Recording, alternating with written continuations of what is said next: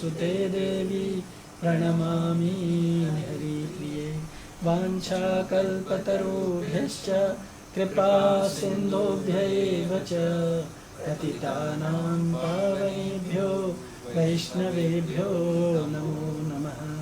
जय श्री कृष्ण चैतन्य प्रभो नित्यानंद श्री अद्वैत गदाधर श्रीवासादि गौर भक्तवृंद। हरे कृष्णा कृष्णा कृष्णा हरे हरे, हरे राम राम राम हरे हरे। हरे कृष्ण।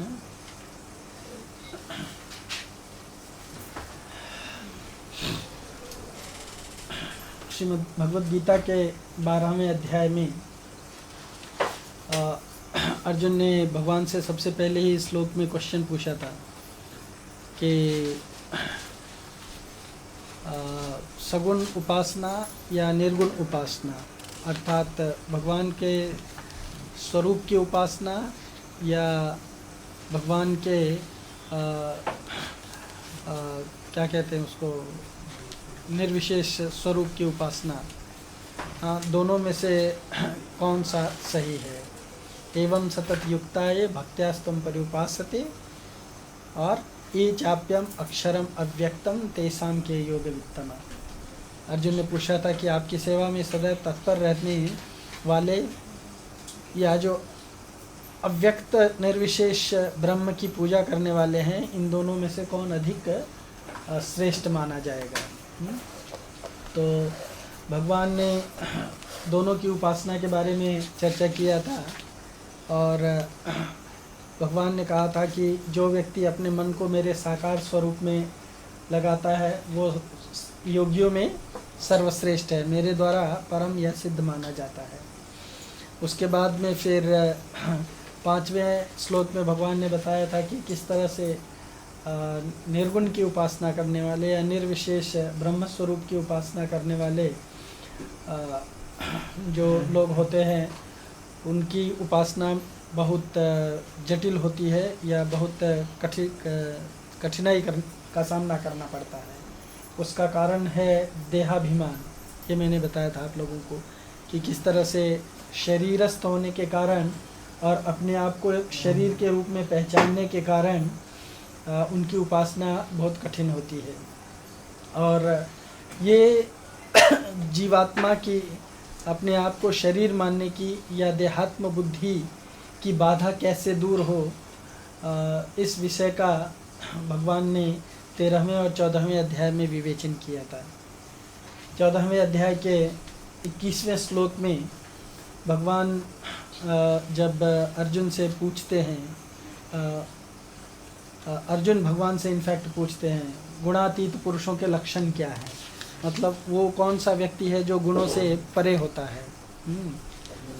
तो भगवान जो है उस गुणातीत व्यक्ति के लक्षण बताने के लिए उसके आचरणों के साथ साथ उसके गुणातीत होने का उपाय भी पूछते हैं कि किस तरह से व्यक्ति गुणातीत हो सकता है। कैस स्त्रीलिंग, हाँ, अर्जुन पूछता है कि इन 3 गुणों से परे वह किन लक्षणों के द्वारा जाना जाता है, उसका आचरण कैसा होता है और वह प्रकृति के गुणों को किस प्रकार लांघ लेता है। इन 3 क्वेश्चन को पूछा था अर्जुन ने। इसके उत्तर में भगवान ने 22वें से 25वें श्लोक तक इसका उत्तर दिया था। प्रकाशम च प्रवृत्तिम च मोहमेव च पांडव न द्वेष्टि संप्रवृत्तानि न निवृत्तानि कांक्षति। भगवान ने बताया था कि हे पांडुपुत्र, जो प्रकाश, आसक्ति तथा मोह के उपस्थित होने पर न तो उनसे घृणा करता है और न लुप्त होने पर उनकी इच्छा करता है, जो भौतिक गुणों की इन समस्त प्रक्रियाओं से निश्चल तथा अविचल रहता है और यह जानकर कि केवल गुण ही क्रियाशील हैं, उदासीन तथा दिव्य बना रहता है, जो अपने आप में स्थित है और सुख तथा दुख को एक समान मानता है, जो मिट्टी के ढेले, पत्थर या स्वर्ण के टुकड़े को समान दृष्टि से देखता है, जो अनुकूल तथा प्रतिकूल के प्रति समान बना रहता है, जो धीर है और प्रशंसा तथा बुराई, मान तथा अपमान में समभाव रहता है, जो शत्रु तथा मित्र के साथ समान व्यवहार करता है और जिसने सारे भौतिक कार्यों का परित्याग कर दिया है, ऐसे व्यक्ति को प्रकृति के गुणों से अतीत कहते हैं। ये भगवान ने बताया था। और उसके बाद में फिर 26वें श्लोक में भगवान ने उसका ऊंचा तरीका बताया था कि किस तरह से व्यक्ति जो है गुणों से परे हो सकता है। उसमें जो भगवान के साकार स्वरूप की उपासना करने वाले हैं या जो सगुण उपासक हैं, उन लोगों को भगवान ने अव्यभिचारी भक्ति योग की बात बताई थी, और अव्यभिचारी भक्ति योग को ही गुणातीत होने का उपाय बताया था। इसका तात्पर्य ये है अव्यभिचारी भक्त होने का कि व्यक्ति भगवान को छोड़ करके अनन्य भाव रखना चाहिए भगवान के प्रति। भगवान को छोड़ करके किसी अन्य व्यक्ति के प्रति उसका, या अन्य देवी देवताओं के प्रति उसका किसी भी प्रकार का भावना नहीं होना चाहिए। भगवान पर ही आश्रित और भगवान को ही अपना मानने वाला होना चाहिए। वो व्यक्ति जो है गुणातीत हो जाता है। और उसके बाद में अव्यभिचारेण भक्ति योगेन पदों से व्यभिचार को संसार के दोष, संसार का आश्रय लेना व्यभिचार कहलाता है। सांसारिकता का आश्रय लेना कि संसार से मेरे इस जगत से किसी भी प्रकार का लाभ होगा या मुझे किसी भी प्रकार का इससे कुछ प्राप्त होगा, ये व्यभिचार दोष कहलाता है।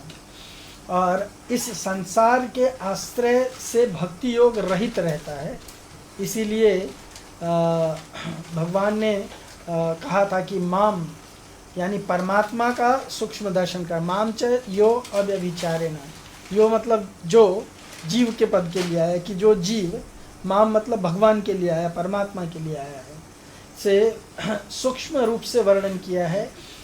इसीलिए इन तीन विषयों का, जैसे संसार, जीव तथा परमात्मा का विस्तृत विवेचन भगवान ने 14वें अध्याय में ये शब्द जो लास्ट श्लोक था इसका, माम च यो व्यभिचारेण भक्ति योगेन सेवते, तो माम और यो, हाँ, ये दो शब्दों से जीव का और परमात्मा का संबोधन किया। और संसार जो है वो देहाशक्ति के कारण आता है, तो इसीलिए संसार। तो इन तीन विषयों का भगवान ने विस्तृत वर्णन जो है 15वें अध्याय में किया। जीव स्वरूपतः भगवान का अंश होने से गुणातीत होना है। मतलब जीव जो है वो भी सच्चिदानंद है, भले एक कण ही मात्र है, फिर भी क्या है, सच्चित आनंद है। इसलिए उसको गुणों से परे होना चाहिए। और गुणों से परे होने पर, लेकिन वो गुणों के अधीन कैसे आ जाता है, अनादि अज्ञान के कारण। उसको स्टार्टिंग से ही भगवान जो है डार्कनेस में डाल देते हैं। तो जब वो अज्ञान के अंधकार में चला जाता है, तब वो गुणों के प्रभाव से प्रभावित हो जाता है। और गुणों का जो ये कार्य, ये प्रकृति है, दैवी ही ऐशा गुणमयी, गुणों से बना हुआ जो ये प्रकृति है, अर्थात ये जो देह है, उस देह में ही अपना तादात्म्य बना लेता है। मतलब देह को ही अपने आप को मानने लगता है। उसी को कहते हैं देहात्म बुद्धि। और जब जीव के अंदर देहात्म बुद्धि जागृत हो जाती है, तब उसके अंदर ममता, कामना इत्यादि की जो इच्छाएं हैं, उससे वो क्या हो जाता है, पूरी तरह से ग्रसित हो जाता है, बंध जाता है। तो जब तक वह गुणों से अतीत यानी गुणों से परे नहीं होगा जीवात्मा, तीन गुणों के प्रभाव से जब तक जीवात्मा परे नहीं होगा, तब तक वो भगवान को नहीं जान सकता है। और जब तक वो भगवान को नहीं जानेगा, तब तक वो इन तीन गुणों के प्रभाव से परे भी नहीं होगा। तो तब तक वह प्रकृति जन्य गुणों के प्रभाव से सर्वथा मुक्त नहीं हो सकता है। इसीलिए भगवान अपनी प्राप्ति का साधन, जो अव्यभिचारिणी भक्ति कहलाती है, भगवान को प्राप्त करने का जो साधन है, उसको क्या कहते हैं, अनन्य भक्ति। भगवान के प्रति अनन्य भक्ति को प्राप्त कराने के लिए अत्यंत गोपनीय और विशेष प्रभाव बताने का ये, यानी भगवान की भक्ति कैसे प्राप्त हो, इस संसार से व्यक्ति गुणातीत कैसे हो, संसार से ममता, अहंता, हाँ मतलब मेरा है, मेरा है, इन सब चीज़ों से या देहात्म बुद्धि से जीवात्मा कैसे परे हो, अपने आप को गुणों से अतीत कैसे माने, आत्मा के स्तर पर कैसे माने, ये जो गोपनीय विषय है, इसको बताने के लिए भगवान ने ये 15वां अध्याय आरंभ किया है। जीव परमात्मा का अंश है, ये गीता में 15वें अध्याय में इसी 7वें श्लोक में बताया गया है। तो जीवात्मा का, ये ध्यान से सुनो, हाँ, जीव चूंकि भगवान का अंश है, इसीलिए इसका एकमात्र संबंध केवल भगवान से होना चाहिए।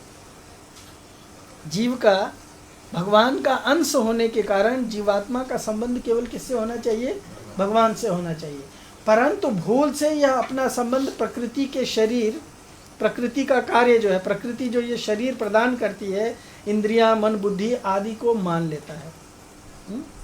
इंद्रियों को, मन को, बुद्धि को वो अपना मान लेता है, अपने शरीर को अपना मान लेता है। तो जिससे उसका जो भगवान के साथ वास्तविक संबंध है वो भूल जाता है, और उन वस्तुओं के प्रति जिससे उसका कभी संबंध नहीं रहा है। समझ में आया ना? शरीर से उसका कभी संबंध नहीं रहा है, मन से उसका कभी संबंध नहीं रहा है, बुद्धि से उसका कभी संबंध नहीं रहा है। ये केवल माना हुआ संबंध है। क्या है?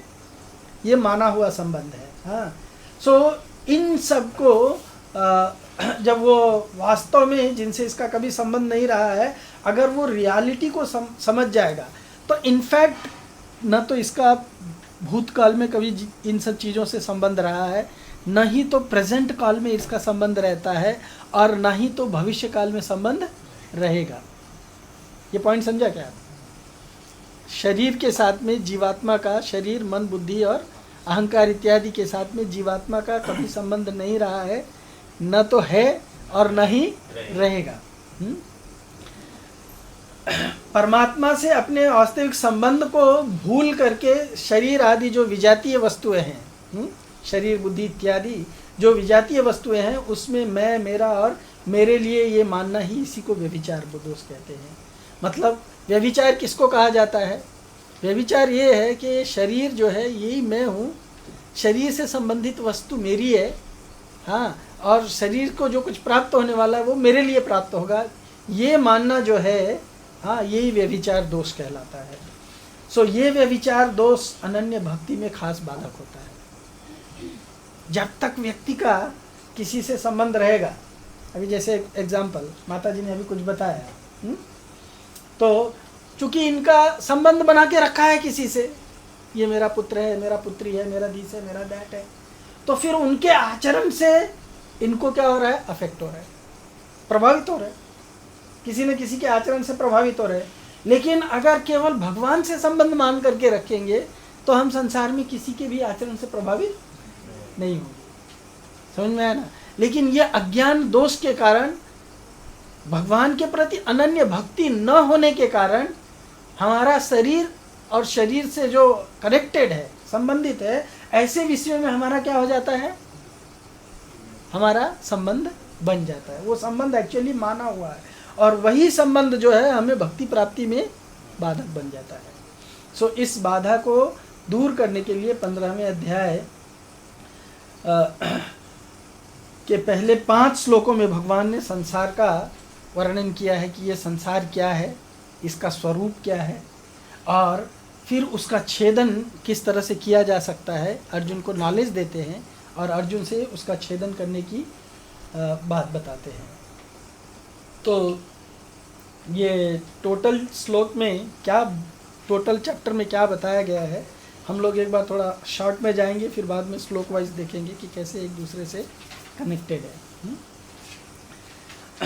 पिछले कुछ अध्यायों में भक्ति योग का अनुमोदन करते हुए कृष्ण अर्जुन से बताते हैं कि यह एक आसान और तेज तरीका है, भक्ति की बात करते हैं भगवान, जिससे जीव इस भौतिक जगत के जटिल बंधन से मुक्त हो सकता है।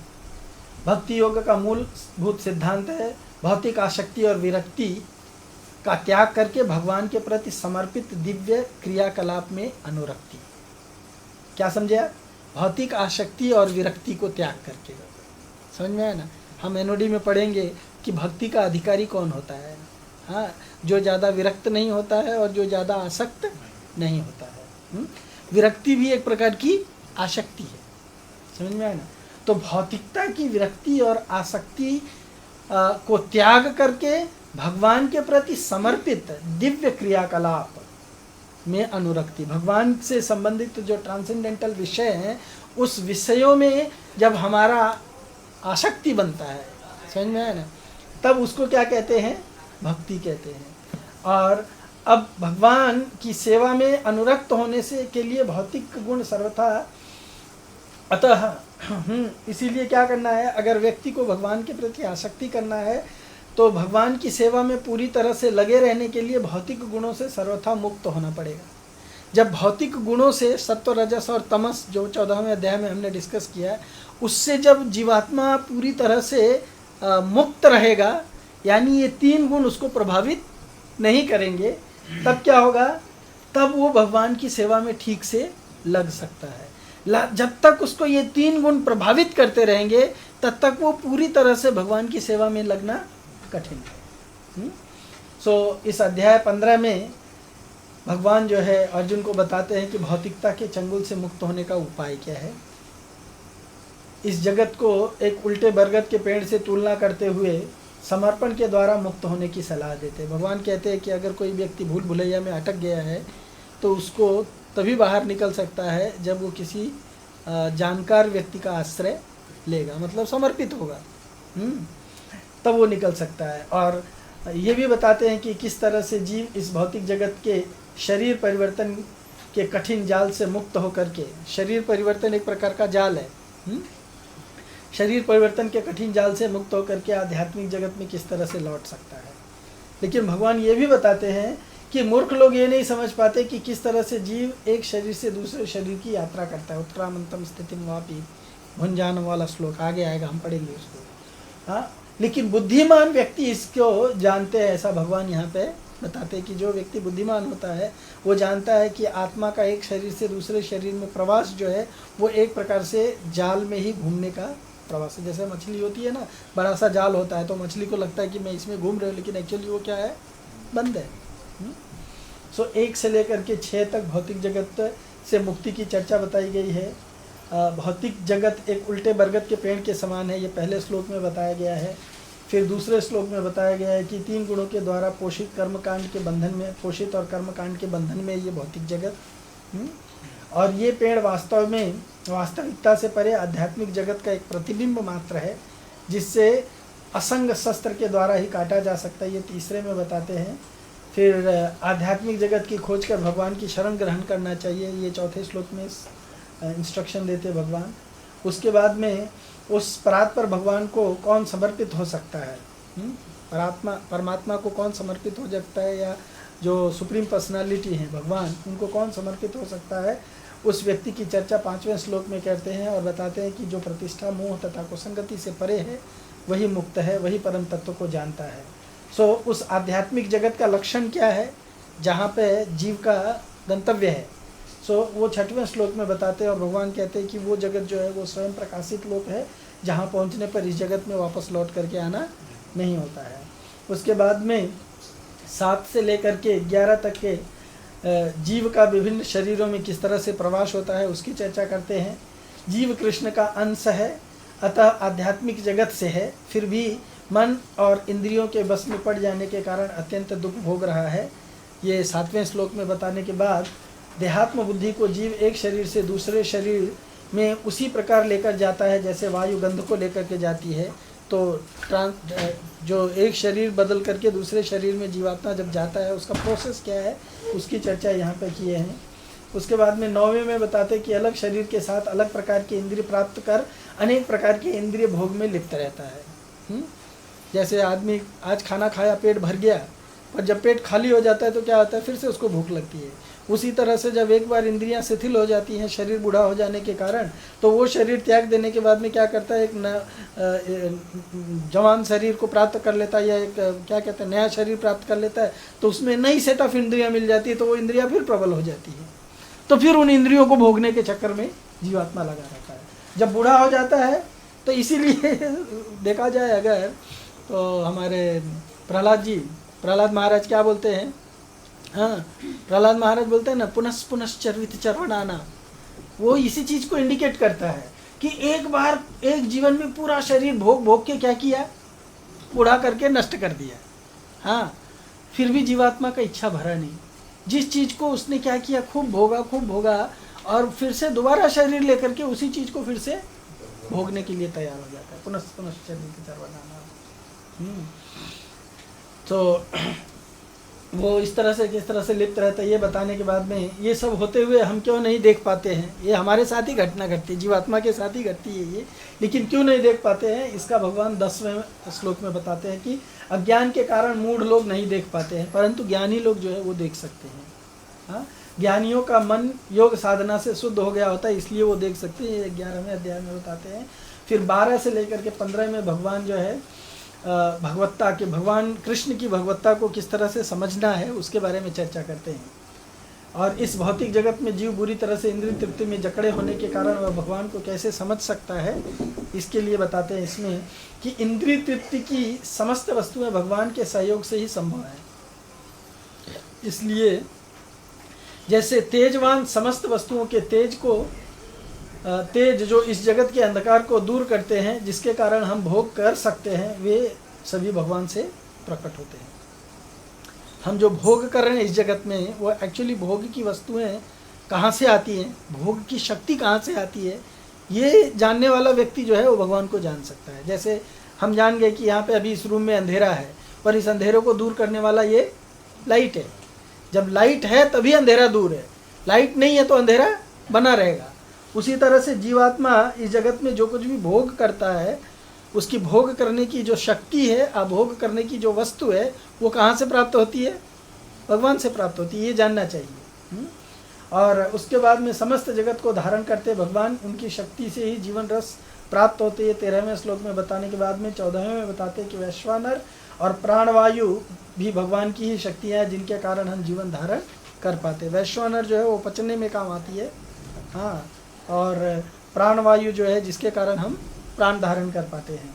तो सभी दिव्य, सभी के हृदय स्थित परमात्मा स्वरूप है भगवान, और समस्त वेदों के संकलन करता और वेदों को जानने वाले भी भगवान ही है, 15वें श्लोक में बताते हैं। उसके बाद में 16 से लेकर के 20 तक वेदांत का सार बताते हैं। वेदों का ज्ञाता होने के कारण आगे के 3 श्लोकों में कृष्ण वेदों के सार तत्व को प्रस्तुत करते हैं। 16 में बताते हैं कि 2 प्रकार के लोग होते हैं, क्षर और अक्षर, जो नित्य और अनित्य कहलाते हैं। क्षर और अक्षर से परे परमात्मा है, ये तीसरा व्यक्ति है जो तीनों लोकों में प्रवेश कर उनका पालन करने वाले हैं। श्री कृष्ण ही सर्वश्रेष्ठ और परम पुरुष के रूप में विख्यात हैं। कृष्ण को पुरुषोत्तम भगवान के रूप में जानने वाला भौतिक जगत से मुक्त हो जाता है, और इस वैदिक ज्ञान के सर्वाधिक गुप्त ज्ञान को जानने वाला बुद्धिमान हो जाएगा, और उसके सारे प्रयास सफल होंगे, ये कंक्लूजन करते हैं भगवान। तो इस तरह से ये 15वें अध्याय का समरी है। अब इसको हम लोग जानने की कोशिश करेंगे कि भगवान जो है व्यभिचार के दोष जो है, जिसके कारण जीवात्मा इस जगत में फंसा हुआ है, व्यभिचार दोष मैंने आप लोग को बताया, जिसमें सांसारिक पदार्थ या जो विजातीय पदार्थ हैं उसमें मैं, मेरा और मेरे लिए मानना, ये जो भावना है, इसी को व्यभिचार दोष कहते हैं। तो इस बाधा को कैसे दूर किया जाए, उसको समझने के लिए पहले इस जगत को समझना पड़ेगा। तो भगवान सबसे पहले 15वें अध्याय में इस जगत को समझाते हैं, ये भौतिक जगत वास्तव में है क्या। भगवान कहते हैं ऊर्ध्वमूलम अधस्शाखा अश्वत्थं प्राहुरव्ययम् छंदांसि यस्य पर्णानि यस्त्वं वेद स वेदवित्। भगवान कहते हैं कि एक शाश्वत अश्वत्थ वृक्ष है, जिसकी जड़ें तो ऊपर की ओर हैं और शाखाएं नीचे की ओर हैं, और पत्तियां वैदिक स्तोत्र हैं। जो इस वृक्ष को जानता है वह वेदों को ज्ञाता कहलाता है। अब इसमें एक्चुअली सभी वस्तु महत्वपूर्ण है, सारे विषय जो है, एक एक श्लोक में एक एक शब्द जो है बहुत महत्वपूर्ण है, पर मैं आप लोगों को केवल एक ही विषय के बारे में बताऊंगा, अश्वत्थम। ये अश्वत्थ शब्द अगर समझ गए तो इसको आप बाकी सब चीज़ों से कनेक्ट कर सकते हो, सारे बाकी जो दूसरे शब्द है उसको कनेक्ट कर सकते हो। क्यों? क्योंकि इस जगत की तुलना किससे की गई है? अश्वत्थ से की गई है। और अश्वत्थ का वास्तविक तात्पर्य क्या है? एक्चुअली ये श्लोक कठोपनिषद में भी आया है, उसमें थोड़ा सा चेंज है। कठोपनिषद में कहा गया है ऊर्ध्वमूलो वाक्शाखा एषो अश्वत्थ सनातनः तदेव शुक्रम तद ब्रह्मा तदेवामृतमच्युते तस्मिन् लोकाश्रिता सर्वे तदो नान्येति कश्चन एत द्वैतः। ये कठोपनिषद 2.3.1 में बताया गया है। इसमें क्या बताया गया है कि अध शाखा जो वर्ण किया है ना, स्वथम प्राहुर, ऊर्ध्वमूलम अध शाखा, जड़ें ऊपर की ओर हैं और मूल नीचे की ओर है ना। तो अध शाखाम पद में ब्रह्मा जी को बताया गया है। ब्रह्मा जी से लेकर के कीट पर्यंत जितने भी जीव हैं इनका सबका समावेश है।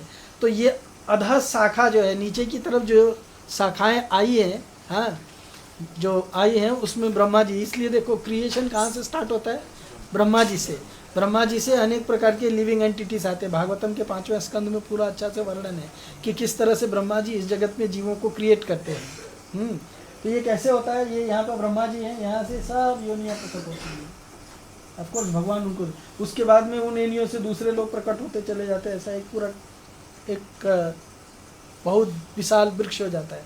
एक वृक्ष देखा होगा आपने, है ना। तो वृक्ष जो है नीचे से एक ट्रंक निकलता है, वो ऊपर जाने के बाद में ब्रांचेस हो जाते हैं, उसमें से ब्रांचेस हो जाते हैं, उसमें ब्रांचेस से ब्रांचेस हो जाते हैं। तो एक इतना बड़ा वृक्ष जो है कितना बड़ा पसरा हो जाता है, उसका बहुत बड़ा प्रसारा हो जाता है। उसी तरह से ब्रह्मा जी से लेकर के कीट पर्यंत जितने हैं ये सब अधः शाखा से संबोधित किए गए हैं।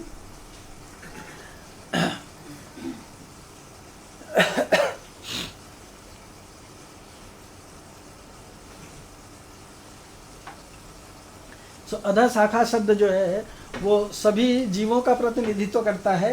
और ऊर्ध्वमूलम शाखा जो है, ऊर्ध्वमूलम ऊपर जो रूट है, हाँ ऊपर की ओर जो रूट है वो किसको संबोधित करता है, वो भगवान को संबोधित करता है। समझ में है ना। हम लोगों ने इस विषय को अच्छी तरह से डिटेल में जाना नहीं होगा। पेड़ में रूट जो है वो क्या है, वो सभी पेड़ को धारण किया हुआ है। समझ में आया ना, वो सभी पेड़ को धारण किया हुआ है। तो ऊपर जो रूट है वो रूट भगवान है। जो जड़ है, पेड़ की जो जड़ जो ऊपर की तरफ है, ऊर्ध्वमूलम, वो भगवान को संबोधित करता है, परमात्मा को संबोधित करता है कि किस तरह से भगवान जो है इस संपूर्ण जगत को क्या कर रहे हैं, पकड़ करके रखे हैं। उनसे ये बाकी ट्रंक और शाखाएं इत्यादि निकली हुई हैं। और अश्वत्थम जो शब्द है ये बहुत महत्वपूर्ण है। और दूसरा अर्थ होता है कि जो कल दिन तक न रह सके। कल दिन तक न रह सके मतलब कल तक जो जीवित न रहे। समझ में है ना, उसको क्या कहा जाता है, हाँ अश्वत्थ कहा जाता है। एक्चुअली कल दिन तक जो जीवित न रख सके, उसका ये विवेचन कैसे देते हैं। स्व शब्द जो है, स्व शब्द स्वः पर्यंतन तिष्ठति अश्वत्थः। हाँ, तो स्व का मतलब होता है अव्यय, जो कभी नष्ट नहीं होता है। स्व पर्यंतम न तिष्ठति, जो हमेशा के लिए नहीं रहता है, उसको क्या कहा जाता है, अश्वत्थ। क्या कहा जाता है, अश्वत्थ। तो ये काल का वाचक है एक्चुअली। स्व शब्द जो है वो क्या है, स्वस, हाँ स्व, ये अव्यय काल का वाचक है। जो काल कल तक स्थिर रहे उसे स्वस्थ कहा जाता है, स्वस्थ कहा जाता है। जो नेक्स्ट डे तक मतलब कंटिन्यू रहते रहे। समझ में आया ना, आज भी रहे, कल भी रहे, कल भी रहे, कल भी रहे, कल कभी ख़त्म ना हो, उसका नष्ट नहीं होता है, उसको स्वस्थ कहा जाता है। लेकिन जो कल तक स्थिर न रहे, हाँ उसको क्या कहा जाता है, उसको अश्वत्थ कहा जाता है। तो ये जगत जो है ये अश्वत्थ है। मतलब क्या है, पहले इसके ये जो शब्द है कि जो कल तक स्थिर न रहे, उसके मीनिंग के अनुसार क्या होता है, इसका तात्पर्य है कि ये संसार एक क्षण भी स्थिर रहने वाला नहीं है। ये संसार प्रत्येक क्षण क्या होता है, बदलता है। ये संसार क्या होता है, हर क्षण बदलते रहता है। जैसे एक सुई है, सुई को कमल के पंखुड़ी में घुसाते हैं। समझ में आया ना, तो कितना टाइम लगता है उसमें हाँ 3 क्षण लगते हैं। कितना टाइम लगता है, क्षण, 3 क्षण। हाँ 3 क्षण को कैसे गिनेंगे, पहला क्षण उसको स्पर्श करने में, सुई से लेके उसको टच करने में, दूसरा क्षण जो है उसको छेदन करने में, और तीसरा क्षण जो है उसको पार निकलने में। समझ में आया ना। मतलब सुई जो है वो उस पर टिकी नहीं है। उसका सुई जैसे कांटेक्ट हुआ पत्ते से या फूल की पंखुड़ी से, तो पहला तो कांटेक्ट है ना, दूसरा क्या है, उसको छेद दिया, और तीसरा उसके पार निकल गया।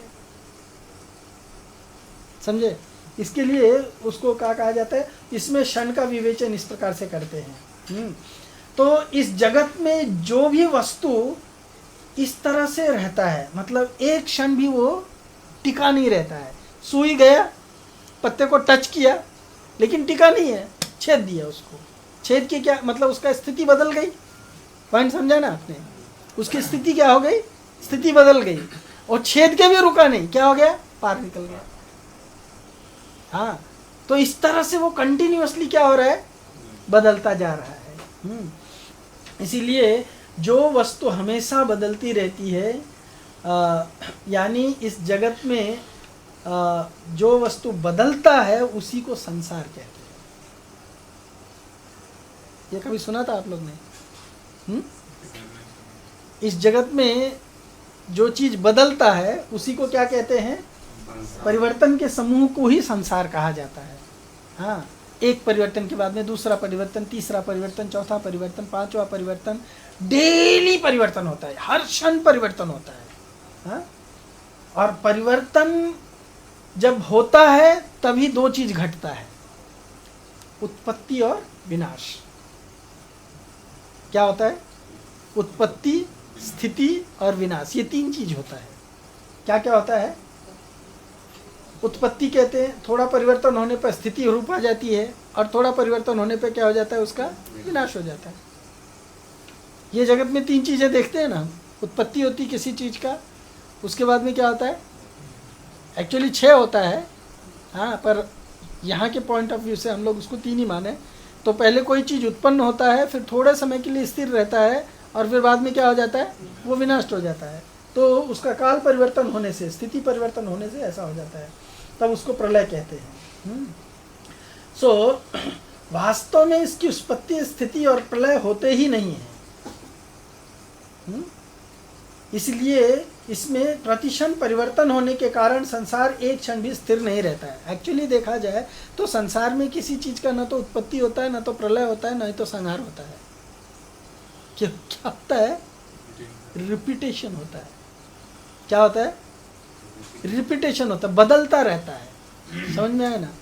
वस्तु जैसे अभी देखो, आपने आटा का रोटी बनाया, तो पहले आटा पाउडर फॉर्म में था, उसके पहले वो गेहूं के फॉर्म में था। तो क्या गेहूं से जब उसको आपने आटा बना दिया तो गेहूं नष्ट हो गया? उसको नष्ट कहेंगे क्या? आप लोग कंफ्यूज होंगे ना कि ये कैसे नहीं होता है ना, विनाश कैसे नहीं होता है। तो एक्चुअली गेहूं से आटा बना दिया तो गेहूं नष्ट नहीं हुआ, गेहूं का स्वरूप बदल गया, है ना। और गेहूं के आटे से रोटी बना दिया तो क्या बन गया, वो आटे का स्वरूप बदल गया, लेकिन वो गेहूं स्टिल है ना। उसको आपने खा लिया, खा के पचा के एनर्जी बना दिया, हाँ, उसका स्वरूप बदल गया, लेकिन क्या है, गेहूं है ना। उसका स्वरूप बदल रहा है, लेकिन वो वस्तु नहीं बदलती है। इसीलिए साइंटिस्ट लोगों ने बोला है ना, एनर्जी नेवर लॉस्ट। हाँ, शक्ति का कभी विनाश नहीं होता है, शक्ति का केवल रूपांतर होता है, एक रूप से दूसरे रूप में चला जाता है, लेकिन वो कभी विनाश नहीं होता है। इसीलिए ये जगत में भी जो है वो कभी किसी चीज का विनाश नहीं होता है, केवल उसका क्या होता है, हाँ, प्रतिक्षण परिवर्तन होता रहता है। अगर देखा जाए तो ये जगत को बनाने वाले जो 24 महत तत्व है, वो महत तत्व ही इस जगत को निर्माण कर रहा है। और जब इसका प्रलय होता है तो वो महत तत्व कहाँ चला जाता है, महाविष्णु के उदर में चला जाता है। फिर जब जरूरत पड़ती है तो यही महत तत्व वापस बाहर आता है। नुकसान किसका हुआ है? नुकसान हुआ क्या किसी चीज? नहीं हुआ। उसी तरह से संसार प्रतिक्षण परिवर्तन में रहता है, और दृश्यमात्र प्रतिक्षण अदर्शन में जा रहा है। हम उसको देखते हैं लेकिन समझ में नहीं आता है, और इसी भाव से इसको अश्वत्थ कहा गया है। संसार समझ में आया ना? इसी भाव से इस जगत को क्या बताया गया है, अश्वत्थ कहा गया है। और दूसरा भाव इसमें जो पीपल के वृक्ष का बताया है, वो पीपल के वृक्ष की गीता में बहुत या शास्त्रों में बहुत महिमा बताई गई है। हाँ, वृक्षों में भगवान जो है अपने आप को स्वयं अश्वत्थ कहते हैं, पीपल कहो या बरगद कहो। हाँ, और अश्वत्थ सर्व वृक्षाणाम, ये 10वें अध्याय में बताते 26वें श्लोक में। पीपल, आंवला, तुलसी, इन सब की भगवत पूजा करने से इनकी पूजा, भगवान की पूजा हो जाती है। सो परमात्मा से संसार उत्पन्न होता है। ये संसार जो है ये किससे उत्पन्न हुआ है? ये भगवान का ही एक स्वरूप है। इसीलिए भगवान कहते हैं अश्वत्थम सर्व वृक्षाणाम, मैं सभी वृक्षों में कौन हूँ? अश्वत्थ हूँ। तो अगर ये अश्वत्थ का मीनिंग अगर हम ये संसार लेंगे तो ये संसार भी किसका स्वरूप है?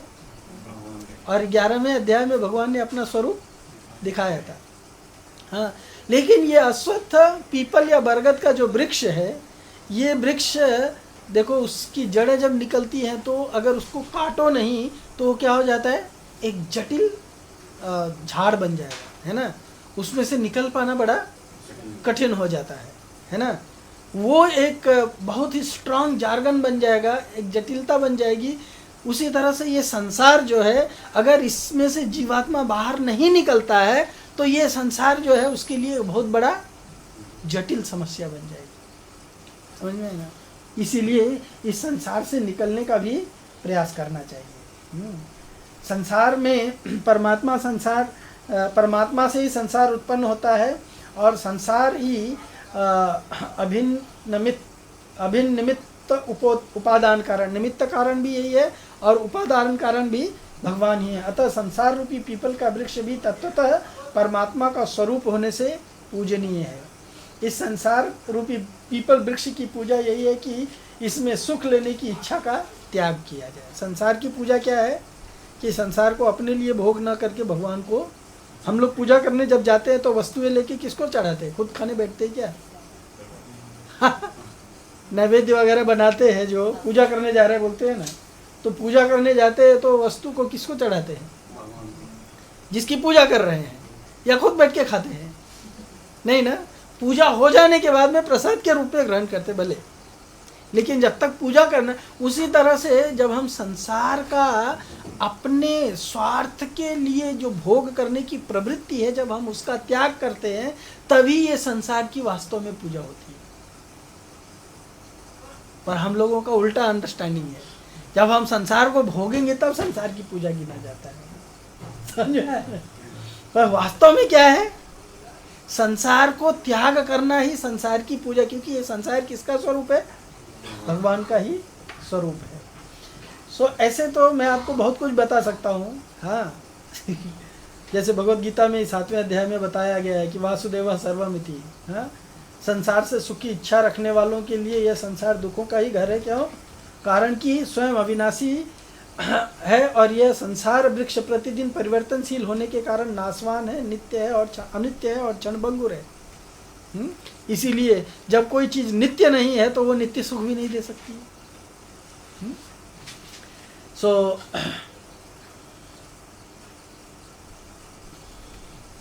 ये बताने के बाद में भगवान जो है संसार को एक उल्टे बरगद के पेड़ के रूप में इसकी तुलना करने के बाद में भगवान जो है आगे के श्लोक में बताते हैं।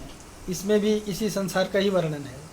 अधश्च ऊर्ध्व प्रसुतास्तस्य शाखा गुण प्रवृद्धा विषय प्रवाला अश्व अथश्च मूलानि अनुसंततानि कर्मानुबंधीनि मनुष्यलोके। इस वृक्ष की शाखाएं ऊपर तथा नीचे फैली हुई हैं और प्रकृति के 3 गुणों द्वारा पोषित हैं। इसकी टहनियाँ इंद्रिय विषय हैं। इस वृक्ष की जड़ें नीचे की ओर भी जाती हैं जो मानव समाज के सकाम कर्मों से बंधी हुई हैं। अभी इस उल्टे वृक्ष का मतलब क्या बोलते हैं उसको? एनाटॉमी। एनाटॉमी समझते हैं? अंग्रेजी शब्द है, एक्चुअली मेडिकल में यूज़ करते हैं। एनाटॉमी का मतलब क्या आता है? स्ट्रक्चर, है ना।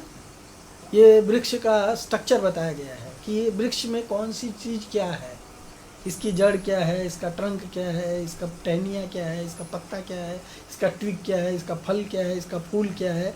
उसको एक रूपक के रूप में, उस संसार के जितने एक्टिविटीज़ है, इस वृक्ष को एक रूपक के रूप में यहाँ पे बताया गया है। इदम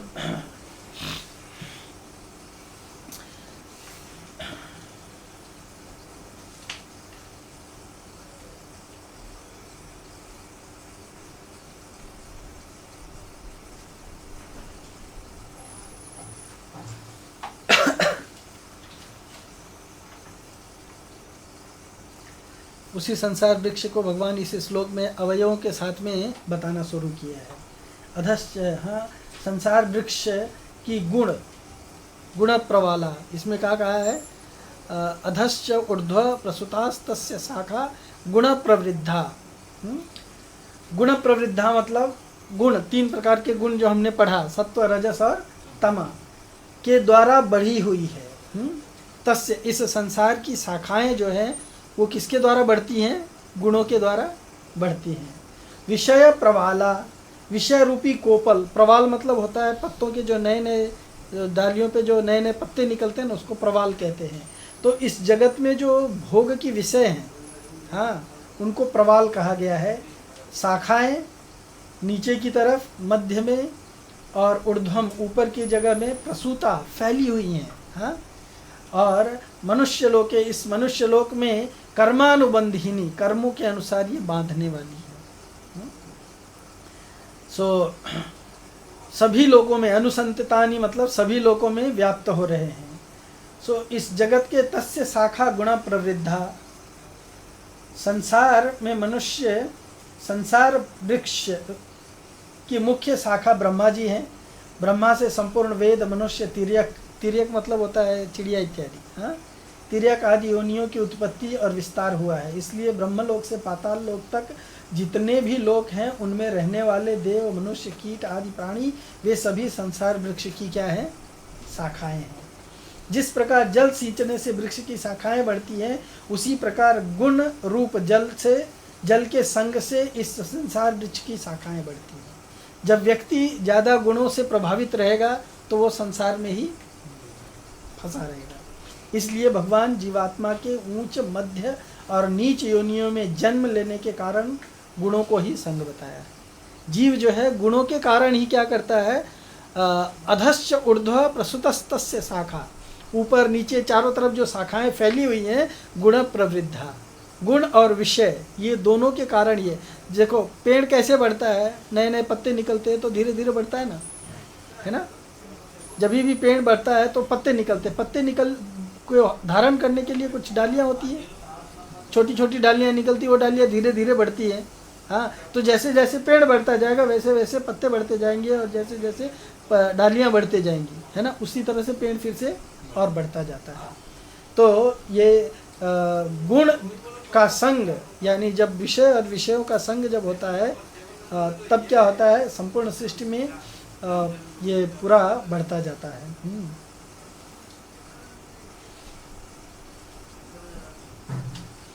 और इस जगत में, इस संपूर्ण सृष्टि में ऐसा कोई वस्तु, व्यक्ति या जगह या देश नहीं है जो ये प्रकृति के 3 गुणों से परे हो। हाँ, ब्रह्म भुवनालोका, ब्रह्मलोक से लेकर के पाताल लोक तक, ये सारे जगह में ये तीनों गुण जो है बड़े प्रभावित हैं। इसलिए इस संसार से निकलना बड़ा मुश्किल है जब तक हम इसको अच्छी तरह से समझ नहीं लेते हैं। तो उसके बाद में तीसरे श्लोक में संसार वृक्ष का जो वर्णन किया है उसका प्रयोजन क्या है, हाँ, ये प्रयोजन बता रहे हैं इस श्लोक में कि ये संसार वृक्ष जो है इसका एक्चुअली कारण क्या है, क्यों ये बनाया गया है। इसमें भगवान कहते हैं न रूपम अस्य येह तथोपलभ्यते नान्तो न चार्दिन न संप्रतिष्ठा अश्वत्थमेनं सुविरूढ़मूलम असंग शस्त्रेण दृढ़ेन छित्त्वा। क्या कहते हैं? तीसरा और चौथा श्लोक भी है।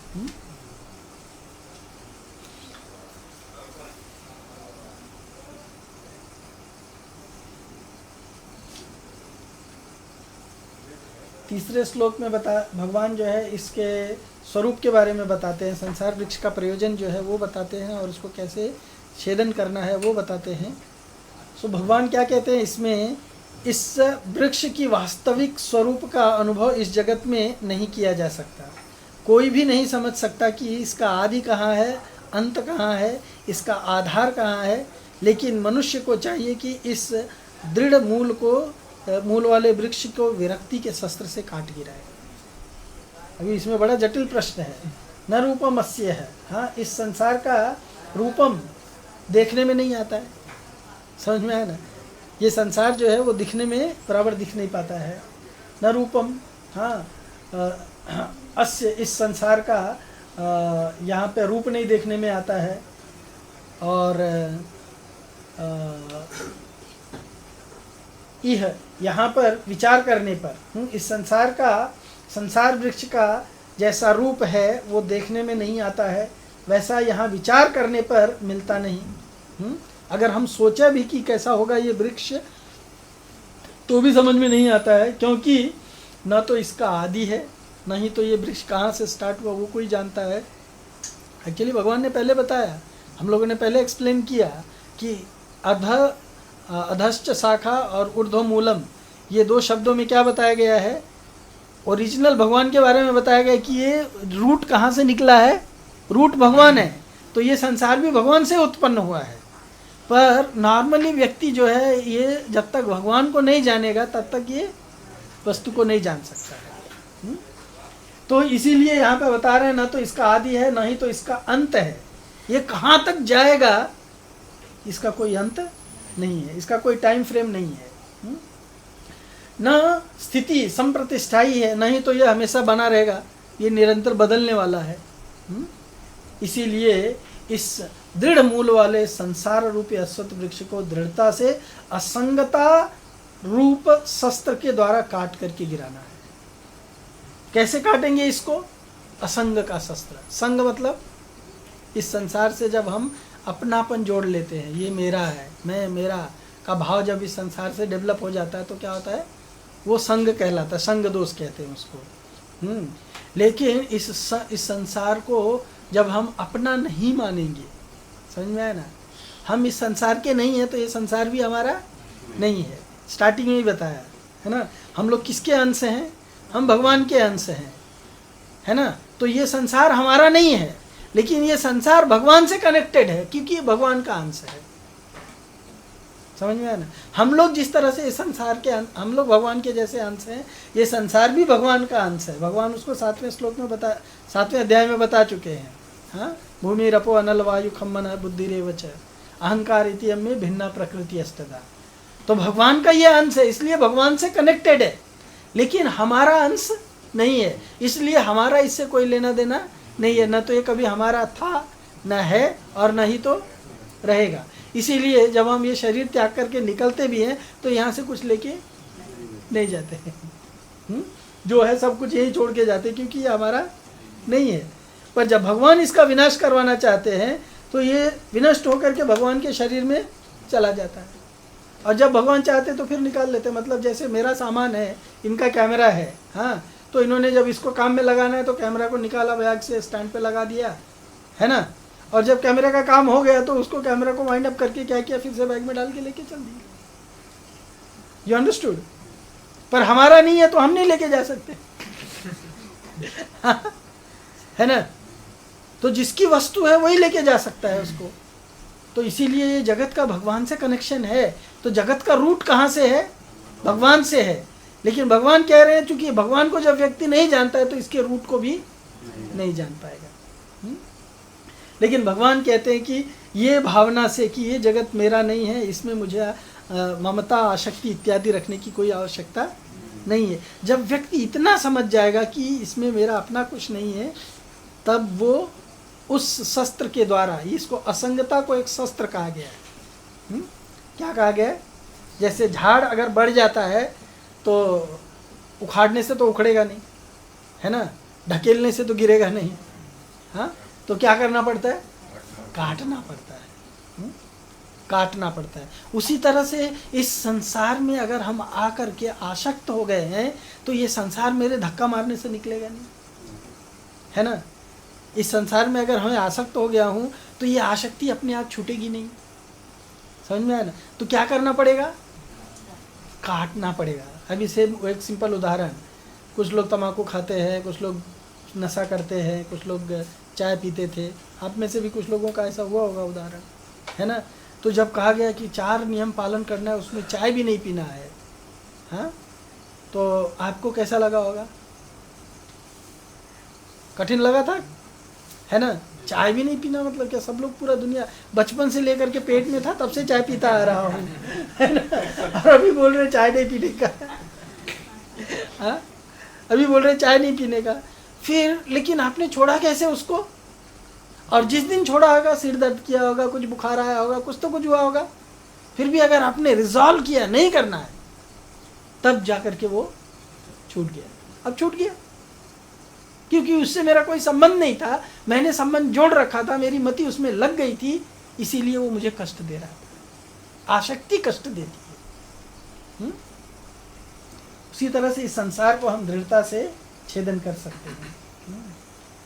वहाँ पे बहुत स्लो जा रहा गाड़ी। फिर संसार वृक्ष का छेदन करने के बाद में साधक को क्या करना चाहिए, ये चौथे श्लोक में भगवान बताते हैं। ततः पदं तत्परिमार्गितव्यं यस्मिन् गता न निवर्तन्ति भूय तमेव चाद्यं पुरुषं प्रपद्ये यत प्रवृत्ति प्रसृता पुराणी। उसके बाद भगवान क्या कहते हैं, तत्पश्चात उसे ऐसे स्थान की खोज करनी चाहिए जहाँ जाकर लौटना ना पड़े और जहाँ उस भगवान की शरण ग्रहण कर ली जाए जिससे अनादिकाल से प्रत्येक वस्तु का सूत्रपात तथा विस्तार होता आया है। इसके पहले वाले श्लोक में भगवान कहते हैं कि ये वृक्ष कहाँ से आया इसका मालूम नहीं है, पर नेक्स्ट इसमें बता रहे हैं कि ऐसे जगह में जिससे अनादिकाल से प्रत्येक वस्तु का सूत्रपात होता है। प्रत्येक वस्तु कहाँ से निकलती है, भगवान से ही निकलती है। तो ये संसार भी भगवान से ही निकला है।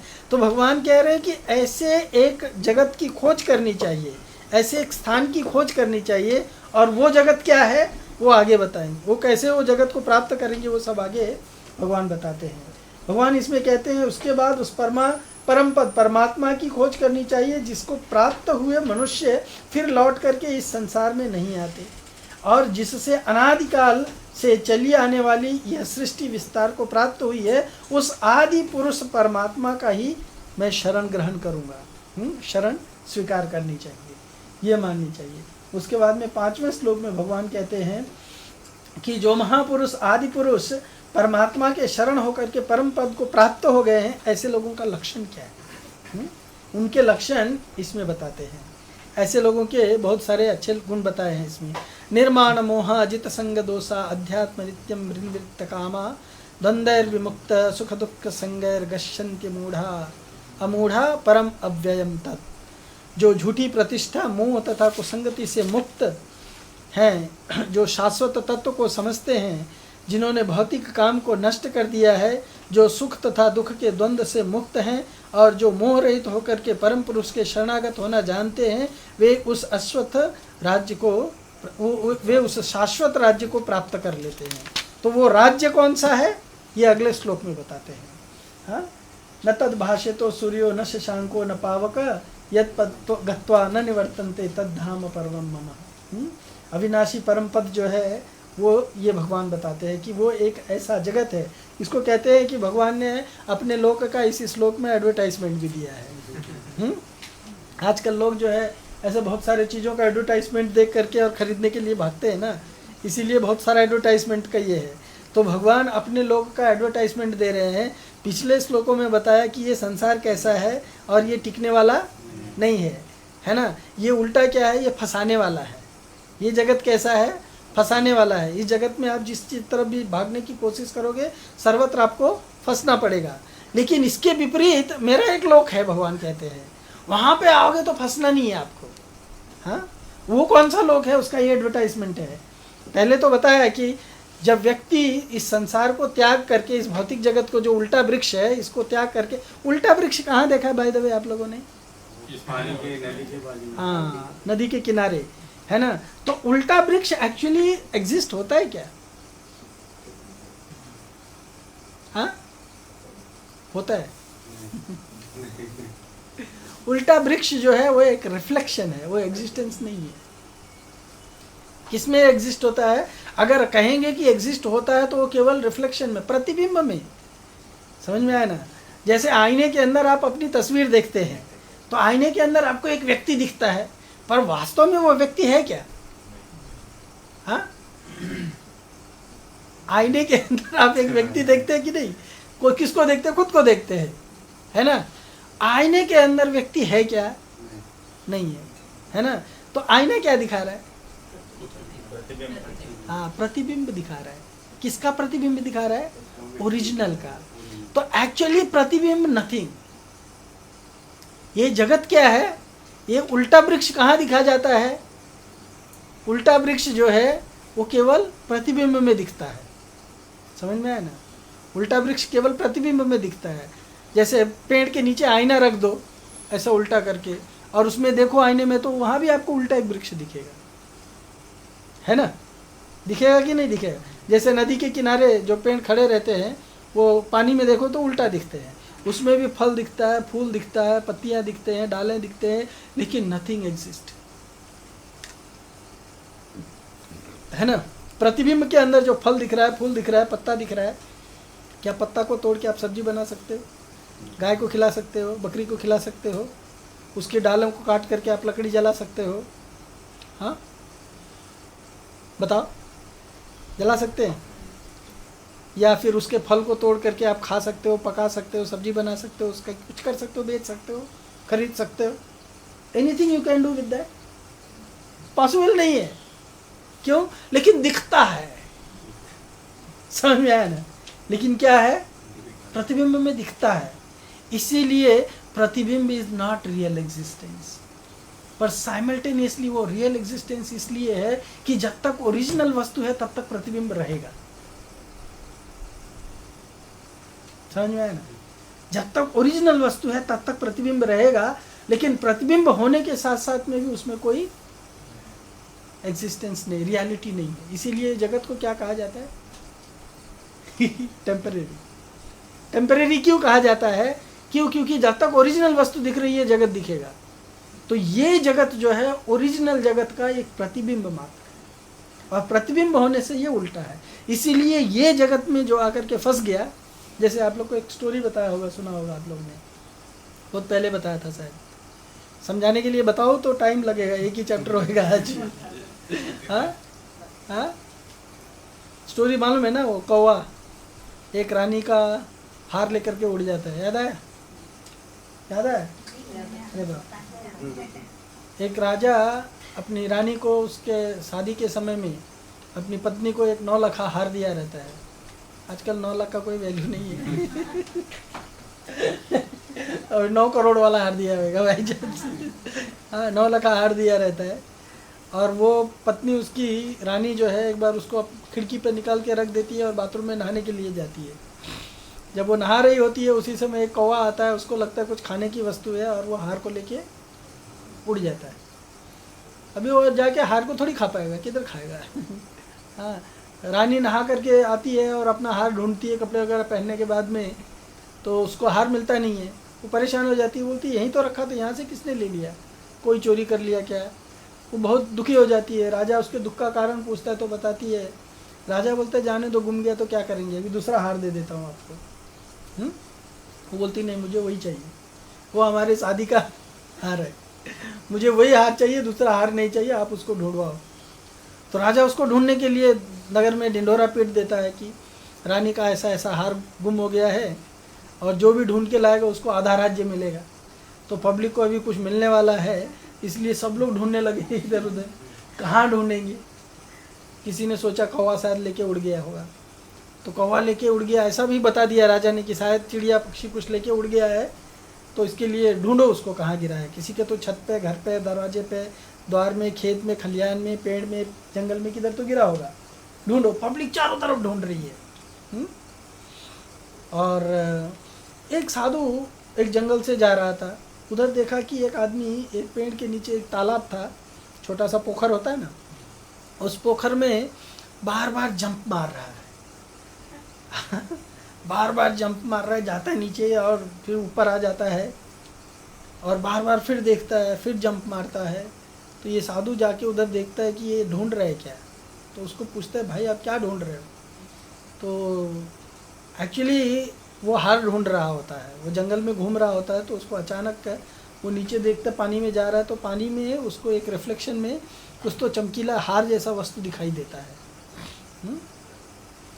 तो वो हार जैसा वस्तु ढूंढने के लिए उसको लगता है बस वो कौवा शायद लेके आया होगा, पेड़ पे बैठा होगा, और पेड़ से वो हार जो है नीचे गिर गया है तो वो पानी में जंप मारता है हार लिखने के लिए, और चारों तरफ हाथ हिलाता है, कुछ मिलता नहीं है, बाहर निकल के आता है, फिर देखता है तो फिर से उसको वो रिफ्लेक्शन में दिखता है। वो तो सोचता है हाँ वो उधर है।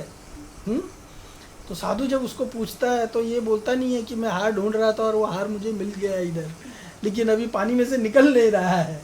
वो सोचता है कि अगर इसको बताऊंगा तो ये भी निकालने की कोशिश में लग जाएगा, और बाई चांस हार इसके हाथ में लग गया तो ये फिर अकेला राज ले लेगा, नहीं तो फिर मेरे साथ शेयर करेगा, कुछ तो होगा। तो बोला देखो भाई आप अपने रास्ते जाओ, मैं क्या कर रहा हूँ तुमको क्या लेना देना है।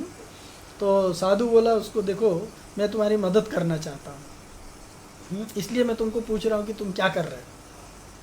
मैं तुम्हारी ये मदद करना चाहता हूँ कि तुम जिस वस्तु को ढूंढ रहे हो वो तुम गलत जगह पे ढूंढ रहे हो। थोड़ा मुंडी ऊपर करके देखो हाँ है ना।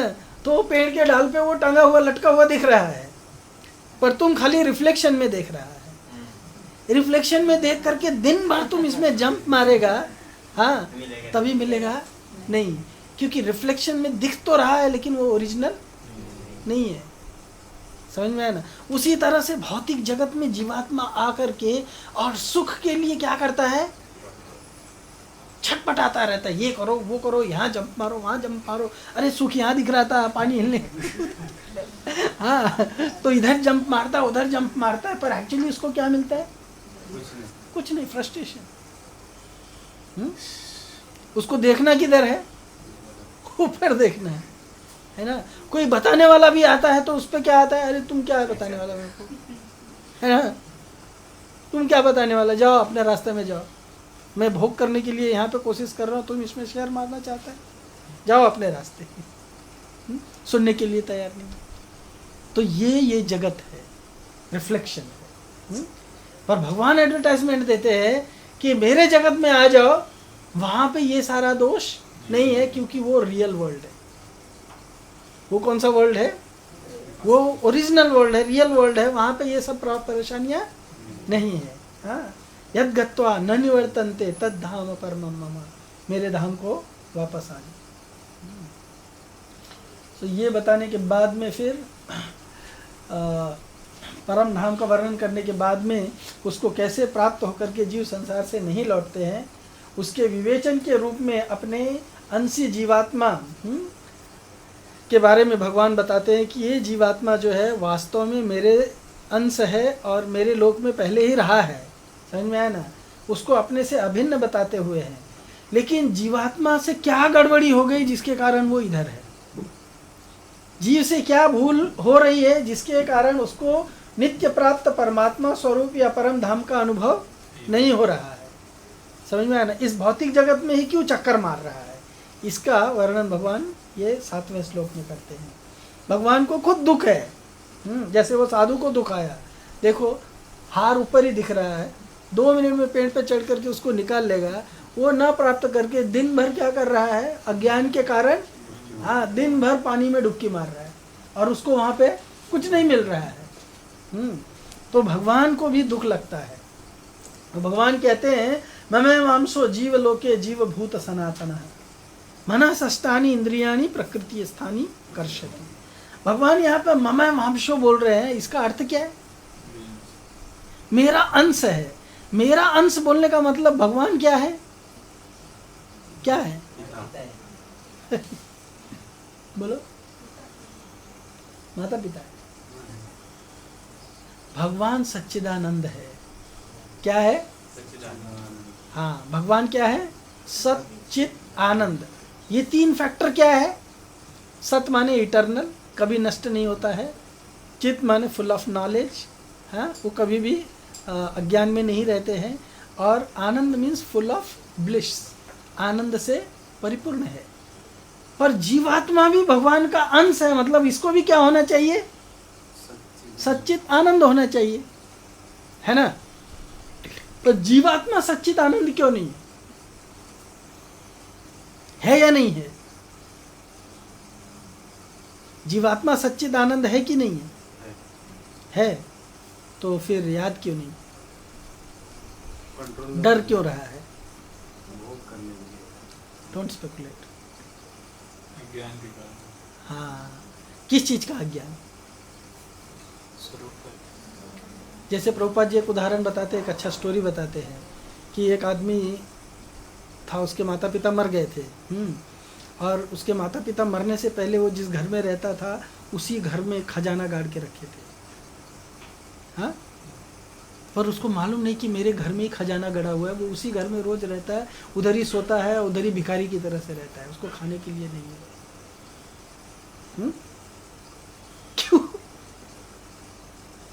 क्यों? क्योंकि उसको नॉलेज नहीं है कि उसके माँ बाप ने वहां पे क्या गाड़ के रखा है? खजाना गाड़ के रखा है। समझ में आया ना? तो हमारी स्थिति ऐसी ही है, हम खजाना है, सच्चिदानंद हम भी है। इसलिए भगवान कहते हैं मम अंशो, मेरा अंश है। मतलब जिस तरह से मैं सच्चिदानंद हूं, ये भी सच्चिदानंद है। लेकिन मन और इंद्रियों के कारण, अज्ञान में फंस जाने के कारण प्रकृति स्थानी कर्षति, इस भौतिक जगत में आकर के क्या कर रहा है? कर्षति, कष्ट पा रहा है। आपको कष्ट का अनुभव होता है कि नहीं? होता है ना? क्यों होता है? क्यों होता है बताइए? आपको सुख का अनुभव होता है, क्यों होता है ना? इस जगत में जो भी हम सुख दुख का अनुभव करते हैं वो किसके स्टेज पे? शरीर के स्तर पे। शरीर के स्तर पे हम सुख दुख का अनुभव करते हैं, है ना? पर रियलिटी क्या है? मैं ये शरीर नहीं हूँ। जब मैं ये शरीर ही नहीं हूँ तो शरीर के साथ होने वाले सुख दुख से मुझे क्यों इतना अफेक्ट होना चाहिए? पर ये अज्ञान जो है नष्ट जल्दी नहीं होता। ये अज्ञान नष्ट नहीं होता। इसीलिए भगवान कहते हैं कि अज्ञान क्यों नहीं नष्ट होता है? मनः षष्ठानि इंद्रियाणि, मन और 6 इंद्रियों के, हाँ, 5 इंद्रियां और ये मन, ये सबको मिला करके 6 जो चीजें हैं, इनके चंगुल में फंस गया है। कौन फंस गया है? जीवात्मा। प्रकृति स्थानी कर्षति, ये जगत में आकर के कष्ट भोग रहा है।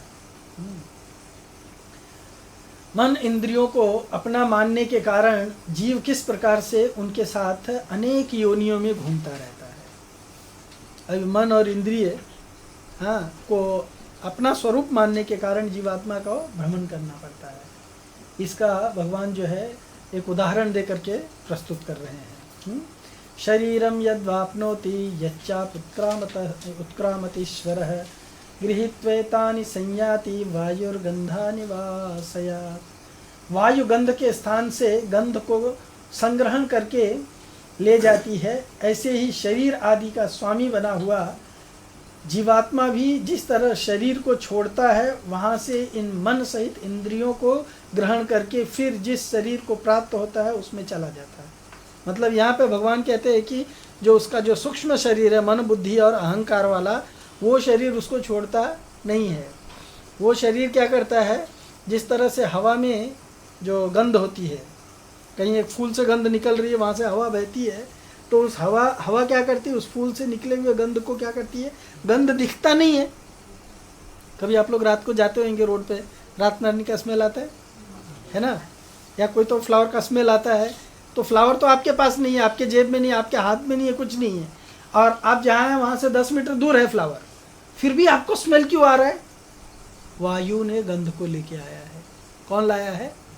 वो गंध दिख नहीं रही है पर मैं अनुभव कर सकते हैं हम। समझ में आया ना? उसी तरह से जब जीवात्मा स्थूल शरीर को छोड़ता है तो सूक्ष्म शरीर गंध रूपी है। सूक्ष्म शरीर हमको दिखता नहीं है। सूक्ष्म शरीर क्या है? वो गंध रूपी वायु है। गंध युक्त वायु है जो गंध को एक स्थान से दूसरे स्थान पर वायु जैसे लेके जाती है, उसी तरह से सूक्ष्म शरीर जो है आत्मा को एक स्थूल शरीर से दूसरे शरीर में उठा करके लेके चला जाता है। और ये क्यों होता है? शरीरम यद वापनोति। हाँ, इस संसार में जीव अपनी देहात्म बुद्धि को एक शरीर से दूसरे शरीर में उसी तरह से लेकर के जाता है। तो जब तक उसकी देह आत्मा की बुद्धि है, मतलब देह ही मैं हूँ, ये शरीर ही मैं हूँ, जब तक उसकी ये बुद्धि है तब तक वो जगत में इसी तरह से भ्रमण करता रहेगा। क्योंकि जीवात्मा तो मरने वाला नहीं है ना। और शरीर उसका भौतिकता का तत्व होने के कारण, हाँ, शरीर जो है भौतिक एलिमेंट होने के कारण वो भी नष्ट होने वाला है, क्योंकि वो परिवर्तनशील है। इसीलिए किसी का भी शरीर जो है हर रोज एक जैसा नहीं रहता है। हम लोग अभी दिखते हैं ऊपर से एक जैसा, समझ में आया ना, अंदर कितना परिवर्तन होता रहता है। कभी हार्मोन चेंज होता है, कभी ये चेंज होता है, कभी क्या क्या चेंजेस नहीं आता है, डेली चेंजेस होता रहता है। कभी पेट दर्द करता है, पीठ दर्द करता है, कहीं यहाँ दुख रहा है, कहीं वहाँ दुख रहा है। ये सब किसके कारण होता है? क्योंकि शरीर के अंदर परिवर्तन हो रहा है। समझ में आया ना, शरीर के अंदर क्या हो रहा है? परिवर्तन हो रहा है, भूचाल आ रहा है। समझ में आया ना, जैसे पृथ्वी में भूचाल आता रहता है, वैसे ही शरीर के अंदर भी कुछ तो कुछ गड़बड़ी होती रहती है। हम जो रोज खाते हैं, हाँ, उससे गैस पैदा होता है, ये पैदा होता है, अनेक प्रकार की त्रुटियाँ और बहुत कुछ आता है। उससे शरीर के अंदर क्या चलता रहता है हमको कुछ पता नहीं। कहीं कहीं बॉइल के रूप में निकल जाता है ना, कभी देखो यहाँ पिंपल्स निकल जाता है, ये निकल जाता है, वो कितना कुछ निकल जाता है, इधर फोड़ा निकल जाता है, इधर बढ़ने लगता है, इधर कुछ तो ऐसा हो जाता है। ये सब किसके कारण होता है? शरीर के अंदर विभिन्न प्रकार के परिवर्तन के कारण। तो शरीर डेली परिवर्तित होते होते एक दिन इतना बिगड़ जाता है कि जीवात्मा जो है इस शरीर में रहना उसके लिए मुश्किल हो जाता है। तो फिर उसकी सूक्ष्म शरीर क्या करती है? मन, बुद्धि और अहंकार उसको क्या करता है?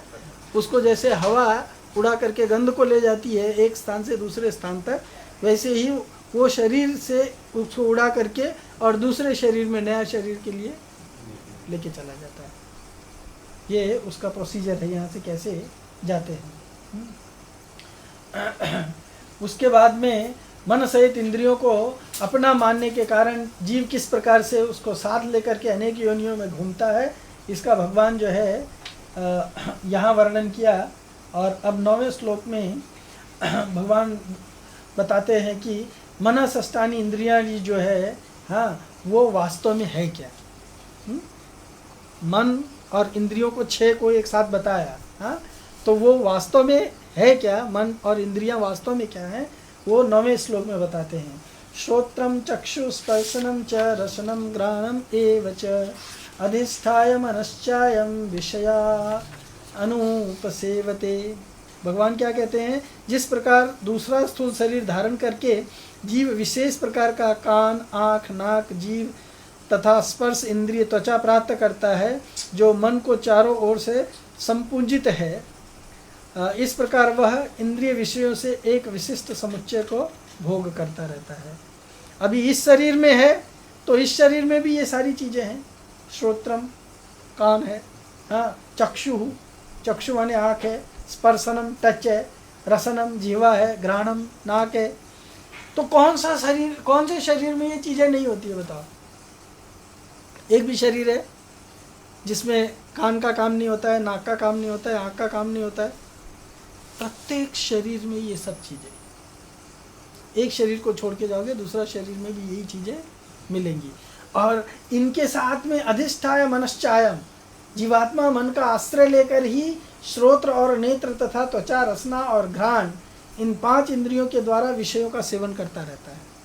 तो 5 इंद्रियों का जो विषय है वो किसी भी योनि में चले जाओ, हर योनि में प्राप्त है, हर योनि में प्राप्त है ना।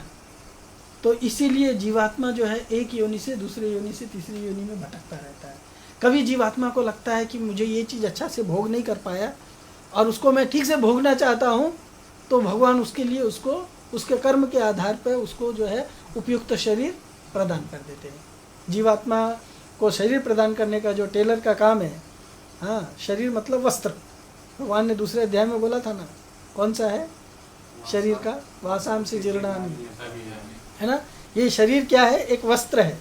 तो ऐसे वस्त्र को टेलरिंग करने का काम किसको दिया है? प्रकृति को। और प्रकृति क्या करती है? 84 lakh different types of costume बना के रखी है। जीवात्मा अपनी इच्छा के अनुसार अपने सूक्ष्म शरीर को लेकर के, मतलब उसको वायु के रूप में इस्तेमाल करके, और एक स्थान से दूसरे स्थान से, जैसे फूल से गंध उड़ करके दूसरे स्थान पे जाती है। तो इस तरह से अनेक प्रकार के अच्छे बुरे संकल्प मन अधिष्ठाय, हाँ, अधिष्ठाय मनश्चास्म मन चायम, अनेक प्रकार के अच्छे और बुरे संकल्प करके स्वयं की स्थिति में कोई अंतर नहीं आता है, क्योंकि चेतन तत्व आत्मा जड़ शरीर इंद्रिय मन बुद्धि से परे उनका आश्रय तथा प्रकाशक है। संकल्प विकल्प आते जाते रहते हैं, और इस तरह से संकल्प विकल्प आने के कारण उसका जो मन में इच्छा रहती है उसको पूर्ति करने के लिए वो एक स्थान से दूसरे स्थान पे भ्रमण करता रहता है।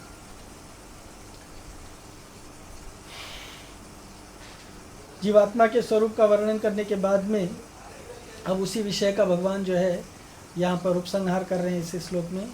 जीवात्मा के स्वरूप को कौन जानता है, कौन नहीं जानता है, इसका भी वर्णन इस श्लोक में करते हैं। भगवान कहते हैं उत्क्रामंतम स्थितिम वापि भुंजानं वा गुणान्वितं विमूढानानुपश्यन्ति पश्यन्ति ज्ञान चक्षुष। 10वें श्लोक में भगवान कहते हैं मूर्ख न तो समझ पाते हैं कि जीव किस प्रकार अपना शरीर त्याग कर सकता है, न ही वे ये समझ पाते हैं कि प्रकृति के गुणों के अधीन वह किस तरह से शरीर को भोग करता है। लेकिन जिनकी आँखें ज्ञान से प्रकाशित हैं वह यह सब देख सकता है। मतलब ये संसार की स्थिति को देखने के लिए ज्ञान चक्षु चाहिए, न कि चर्म चक्षु। सो ज्ञान की चक्षु से शरीर से, एक शरीर से दूसरे शरीर में आत्मा कैसे जाती है, कैसे इस जगत में भोग करती है, कैसे इस जगत में फंसी हुई है, ये मूर्ख व्यक्ति नहीं जानता है। इसको जानने के लिए क्या होना पड़ता है? ज्ञानी, ज्ञान प्राप्त करना पड़ता है। तो भगवान यहाँ पे कहते हैं शरीर को छोड़ करके जाते हुए या दूसरे शरीर में स्थित हुए अथवा विषयों को भोगते हुए भी गुणों से युक्त जीवात्मा के स्वरूप को मूढ़ मनुष्य नहीं जान पाता है। मूर्ख व्यक्ति जो है वो नहीं जान पाता है। केवल ज्ञान रूपी नेत्रों वाले ज्ञानी मनुष्य ही इसको जान सकते हैं। वो ज्ञान जो है भगवद गीता इत्यादि पढ़ करके जमा कर सकते, गुरु से प्राप्त होता है। तद विज्ञानार्थम स गुरु मेवाभिगच्छेत्। इन्हीं अभी हम एक्सप्लेन करेंगे तो बहुत टाइम चला जा रहा है शायद। पुरुष लोक में वर्णित तत्व को जो पुरुष यत्न करने पर जानते हैं उसको, उसमें क्या विशेषता है, मतलब जो ज्ञान प्राप्त करते हैं उस ज्ञान की क्या विशेषता है, और जो यत्न करने पर भी नहीं जानते उनमें क्या कमी है, इसको इस श्लोक में बताते हैं कि मूढ़ लोगों में क्या कमी है और ज्ञानी लोगों की क्या विशेषता है। मूर्ख लोग जो है किसके कारण इस जगत को नहीं जान पाते हैं और ज्ञानी लोग किसके कारण इस जगत को जान पाते हैं। यतन्तो योगिनश्च व पश्येत्तात्मन्य अवस्थितम् यतन्तो अप्यकृतात्मानो नैवं पश्येत्य चेतसः। यत्न करने वाले योगी लोग अपने आप में स्थित परमात्मा तत्व का अनुभव करते हैं। इस जगत को अगर जानना है तो भगवान को जानना है, और भगवान कहाँ है? भगवान प्रत्येक जीव के अंतर्निहित आत्मा के रूप में, परमात्मा के रूप में भगवान है। तो परमात्मा के रूप में योगी लोग जानते हैं, और भक्त लोग जो है भक्त, जैसे ब्रह्मा जी कहते हैं प्रेमांजना चूरित भक्ति विलोचनेन संतः सदैव हृदयेषु विलोकयन्ति। ब्रह्म संहिता में, इसमें भागवत में कहा गया है विष्णुर्मयम इदम पश्यति सवै भागवत उत्तमः। इस जगत को जो विष्णु के रूप में देखता है, तो ये सारा चीज जो है ये कैसे देख सकते हैं? जब हम भगवान के पूर्ण, जैसे वदन्ति तत्तत्व विदस तत्वम यज्ञात्वम अद्वयम ब्रह्मेति परमात्मेति भगवान इति शब्दिता। भगवान को जब हम तीनों फीचर्स में, ब्रह्म, परमात्मा और भगवान स्वरूप में जानेंगे, तब हम भगवान को अच्छी तरह से जान सकते हैं। परंतु जिन्होंने अंतःकरण शुद्ध नहीं किया है, जिनका अंतःकरण ये शुद्ध नहीं है, ऐसे अविवेकी मनुष्य चाहे कितना भी प्रयास करते रहें, चाहे कितना भी पीएचडी कर लें, लेकिन वो भगवान को नहीं जान सकते हैं। हाँ, यत्न करने पर भी इस तत्व का अनुभव नहीं कर सकते हैं। तो भगवान को जानने के लिए भगवान के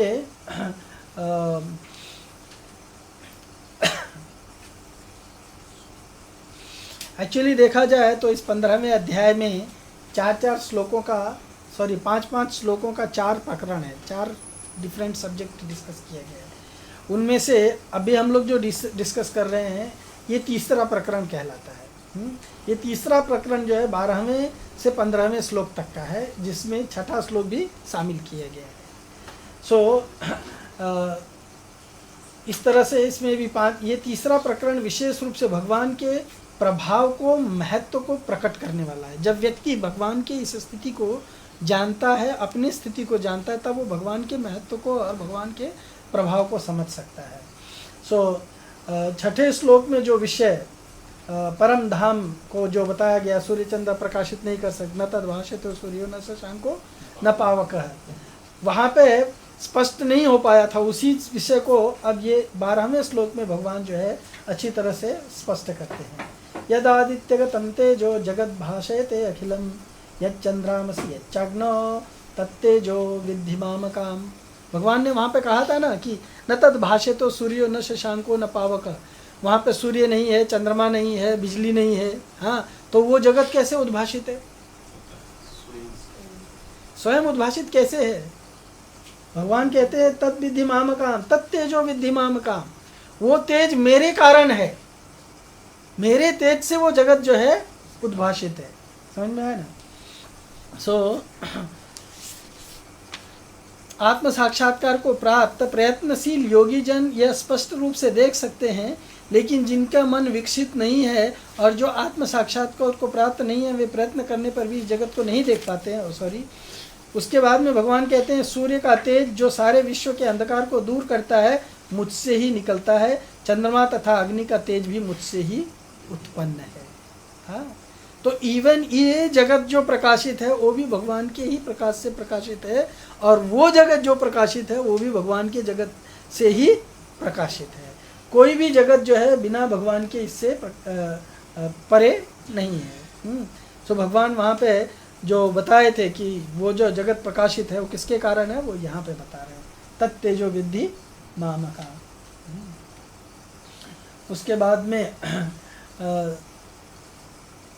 दृश्य जो हम देख सकते हैं, सूर्य चंद्र इत्यादि, हाँ, दृश्य पदार्थों में अपना प्रभाव बताने के बाद में भगवान आगे के श्लोक में, मतलब इस श्लोक में, आने वाले श्लोक में, जिस शक्ति में समस्त जगत में क्रियाएं हो रही हैं, मतलब इस जगत में जो संपूर्ण क्रियाएं होती हैं, जिस शक्ति के कारण, उस समस्त शक्ति में अपना प्रभाव बताते हैं कि ये जगत में जिस शक्ति के कारण कुछ घटनाएं घटती हैं, वो शक्ति किसके कारण आती है वो बताते हैं ये 13वें श्लोक में।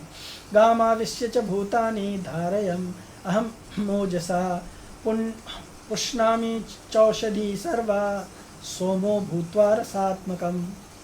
भगवान क्या कहते हैं? मैं प्रत्येक लोक में प्रवेश करता हूँ और मेरी शक्ति से सारे लोग अपनी कक्षा में स्थित रहते हैं।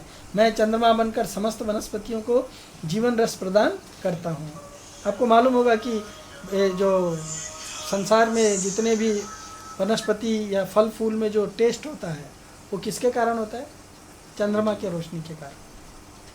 तो भगवान कहते हैं वो चंद्रमा बन करके मैं उसमें सब चीज़ें देता हूँ। रसोहम अपसु कौनते, याद आया? प्रभास्मी से सूर्यो, हाँ, तेजो ऋग शाम यजुरेव च, वो श्लोक है ना, उस श्लोक में भगवान बताते हैं कि सारे रस जो है वो मुझसे प्रकट होते हैं। वो रस भगवान किस तरह से प्रकट करते हैं यहाँ पे ये बता रहे हैं कि मैं ही चंद्रमा बन करके मैं चंद्रमा बनकर समस्त वनस्पतियों को जीवन रस प्रदान करता हूँ, और मैं ही प्रत्येक लोक में प्रवेश करता हूँ, और मेरी शक्ति से सारे लोग अपनी कक्षा में स्थित हैं। मैं ही पृथ्वी में प्रविष्ट होकर के अपनी शक्ति से समस्त प्राणियों को धारण करता हूँ। मतलब भगवान की शक्ति से ही ये समस्त प्राणी इस जगत में धारण हो रहे हैं, और मैं ही रस स्वरूप चंद्रमा होकर के समस्त औषधियाँ और वनस्पतियों को पुष्ट करता हूँ। मतलब भगवान अपने पोजीशन को बता रहे हैं। उसके बाद में अपना प्रभाव बताने के बाद में भगवान जिस शक्ति से इस जगत में क्रियाएं कर रहे हैं, उस शक्ति के में भी अपने प्रभाव को बताते हैं।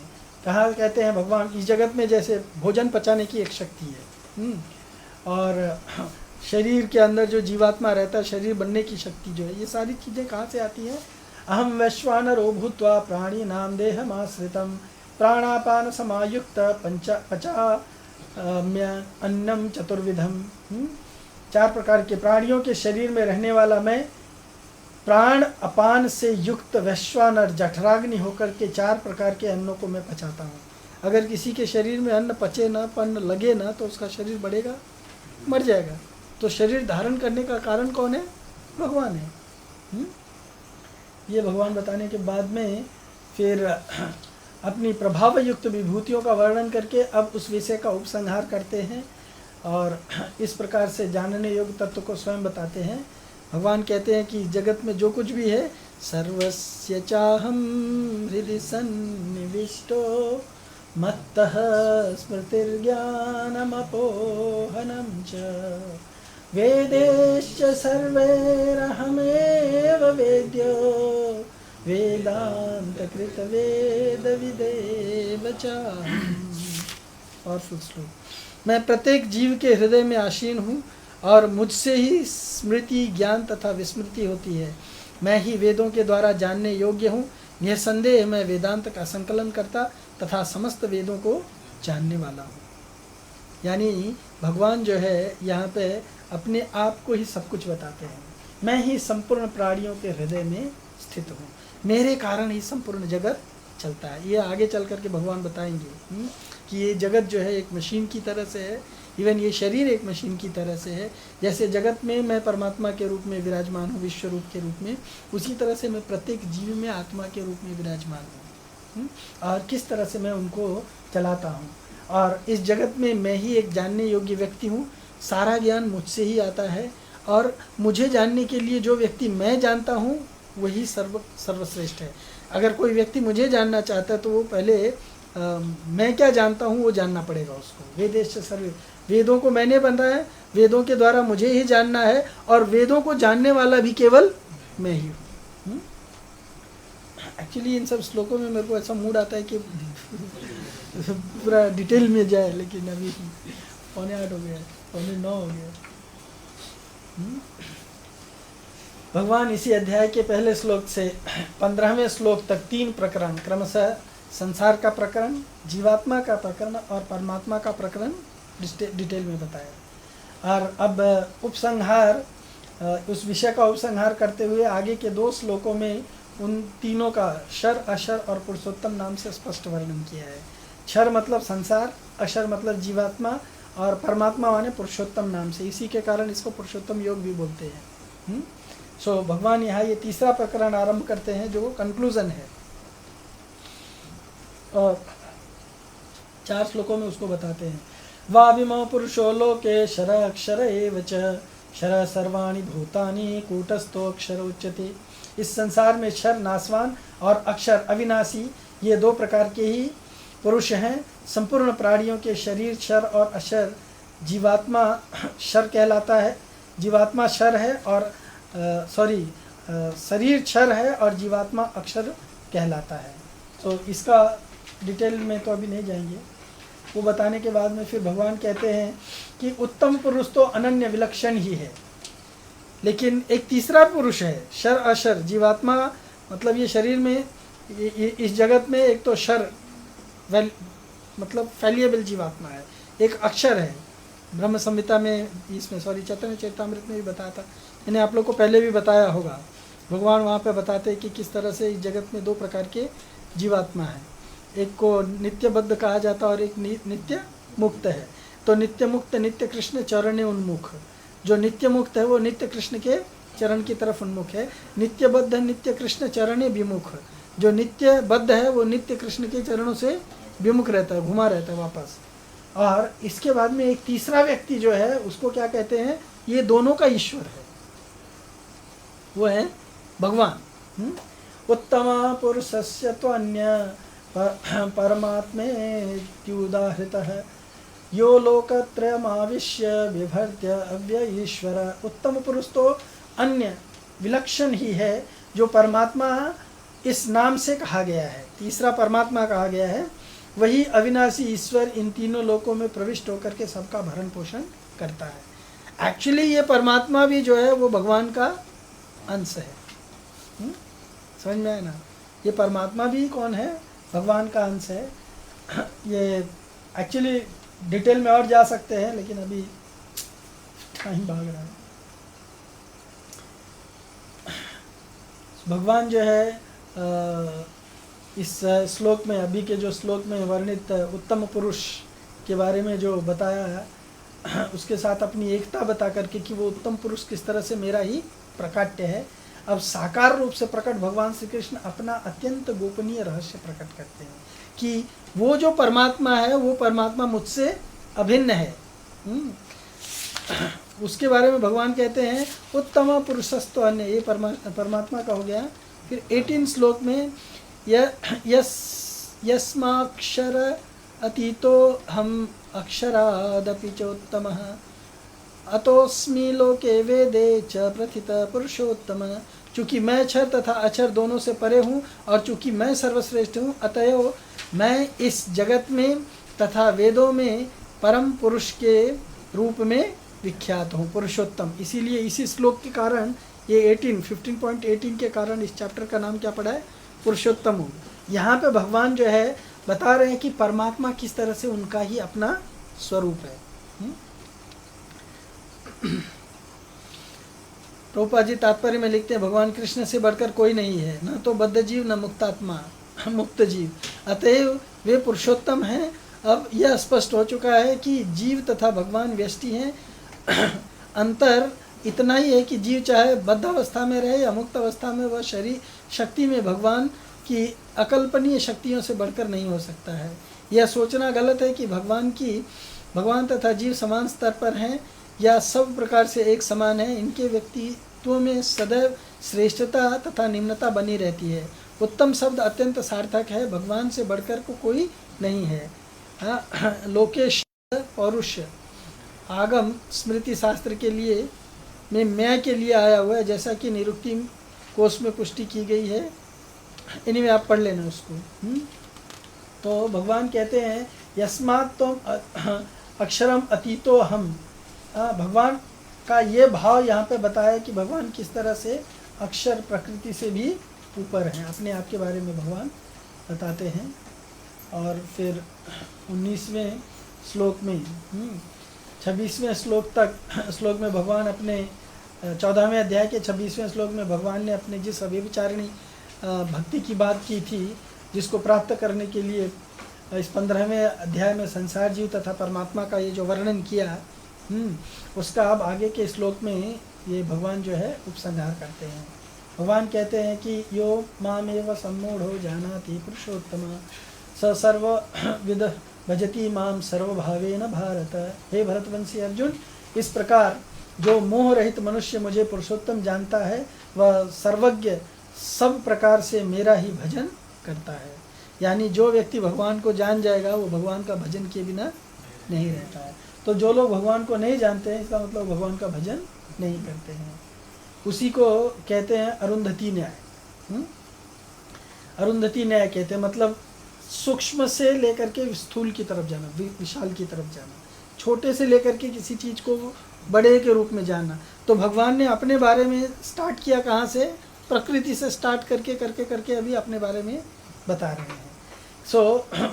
इसके अनुसार अरुंधति न्याय के अनुसार भगवान इस अध्याय में पहले शर फिर अक्षर, पहले जो फैलिएबल जीवात्मा है उसके बाद में अक्षर जीवात्मा जो है उनका विवेचन करने के बाद में पुरुषोत्तम का वर्णन किया जो सर्वश्रेष्ठ है। अतः पुरुषोत्तम तत्व को सिद्ध किया। ऐसा वर्णन करने का तात्पर्य और प्रयोजन क्या है ये इसमें बताते हैं भगवान। ऐसा क्यों बताया भगवान ने? भगवान ये बता रहे हैं कि इति गुह्यतमं शास्त्रम इदम युक्तम मया नघ एतद्बुद्ध्वा बुद्धिमानस्यान् कृतश्च भारत। भगवान कहते हैं कि हे अनघ, यह वैदिक शास्त्रों का सर्वाधिक गुप्त अंश है जिसे मैंने अब प्रकट किया है। जो कोई इसे समझता है वह बुद्धिमान हो जाएगा और उसके प्रयास पूर्ण होंगे। मतलब भगवान इस जगत से निकलने के लिए जो जीवात्मा को गुप्त ज्ञान चाहिए वो ज्ञान इस 15वें अध्याय में देते हैं। इसीलिए देखो मैक्सिमम घरों में लोग 15वां अध्याय पढ़ते हैं, पता है। और विशेष करके जब पुरुषोत्तम मास आता है, हाँ, तो पुरुषोत्तम मास में भी डेली 15वां अध्याय पढ़ते हैं। पर बहुत सारे लोग ये जानते नहीं है कि ये 15वां अध्याय जो है पैरेट की तरह रट लेना अलग चीज़ है, हाँ, रोज बुक लेकर के पढ़ना अलग चीज़ है और समझना अलग चीज़ है। तो जो व्यक्ति इसको समझ करके उसके अनुसार भगवान की बात मान करके कार्य करेगा वो बुद्धिमान कहलाएगा। और बुद्धिमान भगवान उसको क्यों बनाना चाह रहे हैं? क्योंकि बुद्धिमान बन करके ऐसा नहीं कि ये जगत का भोग करे, इस जगत के चंगुल से बाहर निकले। मना षष्ठानि इंद्रियाणि, मन और बुद्धि का जो जाल है उस जाल से जीवात्मा को बाहर निकलने के लिए ज्ञान बताया है। तो इसीलिए जो भी व्यक्ति इस ज्ञान को प्राप्त करके कुछ भोग करना चाहेगा इस जगत का, इसका मतलब उसको ज्ञान प्राप्त नहीं हुआ। पर जो व्यक्ति इस ज्ञान को प्राप्त करके फिर उसके अनुसार आचरण करेगा, जिसके लिए भगवान ने ये ज्ञान दिया है। भगवान ने ये ज्ञान क्यों दिया है? क्योंकि इस ज्ञान को प्राप्त होकर के व्यक्ति जो है कृतकृत्य हो जाएगा, इस जगत से निकल जाएगा। तो इस तरह से 15वां अध्याय खत्म होता है।